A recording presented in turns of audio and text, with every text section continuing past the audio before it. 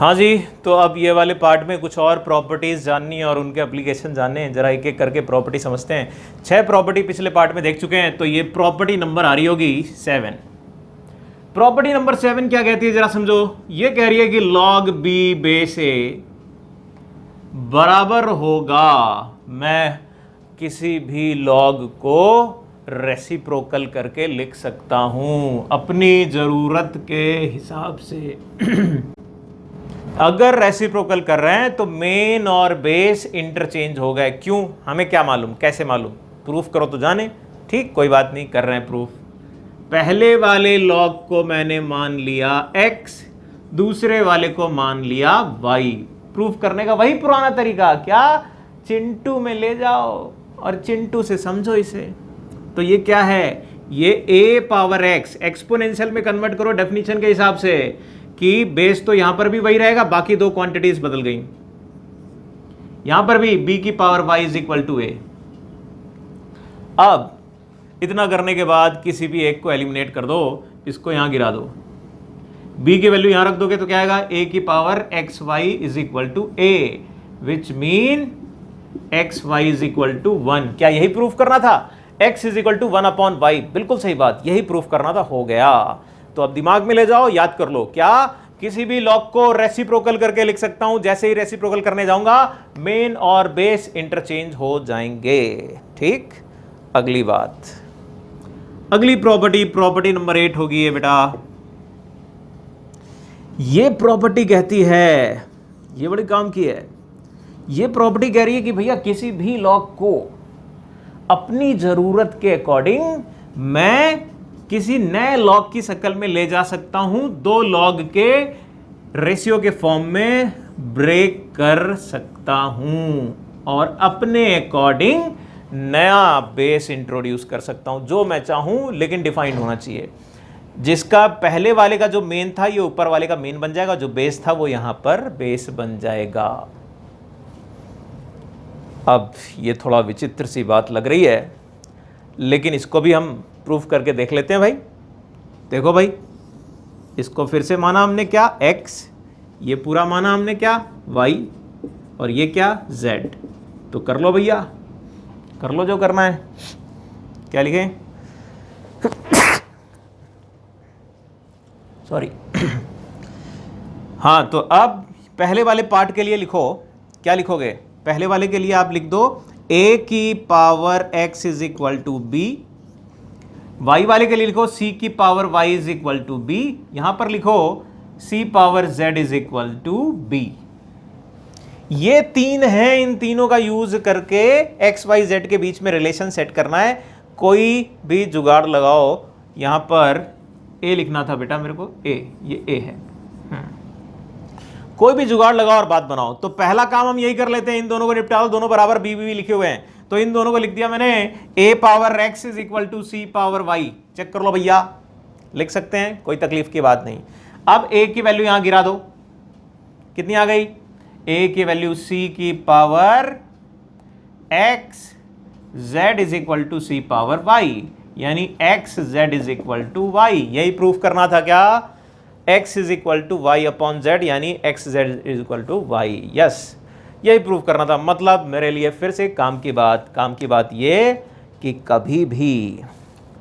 कभी भी कोई लॉग को दो लॉग के रेशियो में तोड़ा जा सकता है अपनी कन्वीनियंस के अकॉर्डिंग। जब हमें जरूरत पड़े तब ऐसा करेंगे और अपनी मन मर्जी का बेस इंट्रोड्यूस कर सकते हैं।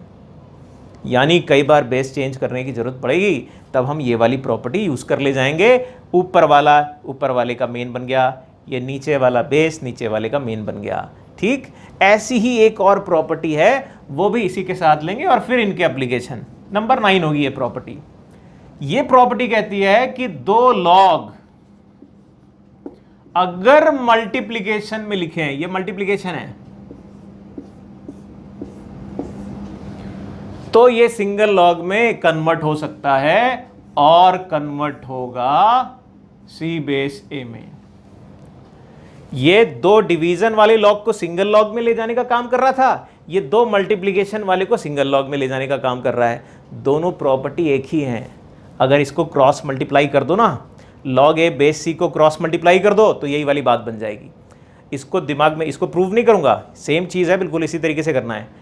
इसको दिमाग में रखने का एक तरीका समझो, एक लॉग और एक लॉग, ये दो लॉग हैं, एक का मेन और एक का बेस सेम नजर आ रहा है। जो एक का मेन और एक बेस सेम नजर आ रहा है ना, यही उड़ा दिए, इन्हीं को उड़ा दिया और ये सी बचाया और ए बचाया, देख लो, और सिंगल लॉग बन गया। तो ऐसा कभी भी दो लॉग मल्टीप्लिकेशन में हो, सिंगल में ले जाना है तो आपको ढूंढना होगा कि मेन कहीं और कहीं बेस एक जैसा मैच कर रहा है, क्या मैच कर रहा है, तो इस तरीके से कर लेंगे। ठीक, मेरे ख्याल से बात समझ में आई होगी। अब हम इन तीनों को हटाते हैं और इनके छोटे छोटे एप्लीकेशन जानते हैं। जाओ भैया सवाल देखो जी, मैंने कुछ प्रॉपर्टीज़ भी लिख दी हैं भाई, और यहाँ पर एक सवाल भी दे दिया आपको। तीनों प्रॉपर्टी साथ में लिखी हैं जो अभी मैंने एक्सप्लेन करी, और अब मैंने एक सवाल दिया है। अब देखो ऐसे सवाल को देखकर आपकी नज़र में क्या आना चाहिए। पहली चीज़, डिनोमिनेटर में उल्टा करके लॉग लिखा हुआ है, तो तुरंत अभी जो प्रॉपर्टी मैंने बताई ये तुरंत करंट की तरह आपके दिमाग में जानी चाहिए, और मुझे समझ में आ जाना चाहिए कि भैया जो अपॉन है ये रेसिप्रोकल किया जा सकता है, लेकिन रेसिप्रोकल करते ही मेन और बेस इंटरचेंज हो जाएंगे। तो यहां पर पहला काम यही कि log A base A B C कर दिया जाए। सेकेंड वाले को similarly log B base A B C कर दिया। थर्ड वाले को log C base A B C कर दिया। और फिर मैंने देखा कि भैया तीनों के बेस तो सेम हो गए। जब तक ये रेसिप्रोकल लिखे हैं ना, मैं इनको कंबाइन नहीं कर पा रहा हूं, लेकिन जैसे इनको करेक्ट कर दिया तो अब सबके बेस भी सेम हो गए, और अब इनको कंबाइन करना भी कितना आसान हो गया। इनको डायरेक्ट मैं लिखूंगा ए बी सी, और यहां पर A into B into C, which is कितना होता है बेटा 1 log A base A, property number 2 जो वहां पर लिखी थी। आसान बात थी। फिर अगला देखना जरा, जाओ भाई एक और लाओ। देखो जी एक और सवाल आ गया। यहाँ पर n is equal to 1 into 2 into 3 up to 100, 1 से 100 तक के नंबर का मल्टीप्लिकेशन n है, और फिर 1 अपॉन, फिर से 1 अपॉन। जहाँ ये 1 अपॉन आए ना, वहीं खोपड़ी खनखना दो कि भैया कुछ गलत हो रहा है, सही कर लो इसे। क्या सही कर लें? सही ये कर लें कि इसको रेसिप्रोकल करोगे तो ये log 2 बेस n बन जाएगा, और फिर ये log 3 बेस n बन जाएगा, और करते करते log 100 बेस n बन चुका होगा। और फिर सारे बेस सेम। क्या करोगे बेटा? 2 into 3 into 4 into up to 100, और ये पूरा ऊपर दे रखा है, ये कितना है? n है। लो भाई n बेस n की वैल्यू कितनी होती है? 1 आ गया इसका। बोलो जी बात समझ में आई? एक और लिया जाए? आओ भैया एक और आओ, जाओ। देखो जी एक और आ गया। अब एक प्रॉपर्टी हटा दी मैंने, सवाल लंबा था तो ये पूरा सवाल यहाँ से यहाँ तक लिखा हुआ है। थोड़ा ज़्यादा खतरनाक नज़र आ रहा है, लेकिन है नहीं, खतरनाक है नहीं। देखो 1 अपॉन करके लिखा है, तो ये तो दिमाग में दौड़ा आपका कि भैया रेसिप्रोकल करना है, लेकिन रेसिप्रोकल कहाँ करोगे? नीचे तो लॉग है ही नहीं, सिंगल लॉग नहीं, बिखरा बिखरा है। और जो ये बिखरा बिखरा है ना, इसी पे काम करना है अपने को। क्या काम ये करना है कि जो ये लिखा 1 है इसका कुछ कर दिया जाए, सच दैट कि ये पूरा का पूरा एक लॉग बन जाए। अब विचार करो, यहां बेस ए है, यहां बेस ए है, तो ये दोनों तो कंबाइंड हो जाएंगे, लेकिन ये भी इसके साथ कंबाइंड तभी हो पाएगा जब इस 1 को लिख दिया जाए log a बेस ए। बोलो जी, अगर ऐसा लिख दिया तो अब इन तीनों को कंबाइंड करोगे, क्या बन जाएगा? 1 upon log a b c base A. और यहां पर जो ये लिखा हुआ है 1, सिमिलरली इसी ऑर्डर में इसको क्या लिखोगे? यहां बेस b लिखे हैं, तो यहां पर इसको b बेस b करके लिख दो, और ये जो लिखा हुआ है इसको लिख दो log c बेस c। तो अब ये b वाला क्या बन जाएगा? ये 1 upon log a b c base b आ जाएगा, और तीसरा वाला 1 अपॉन log, अगर ध्यान से देखो तो सारे a b c base c आ जाएगा। अब जाकर ये तो पुराना सवाल बन गया जो पहला वाला करा था, इसका रेसिप्रोकल कर दो भैया।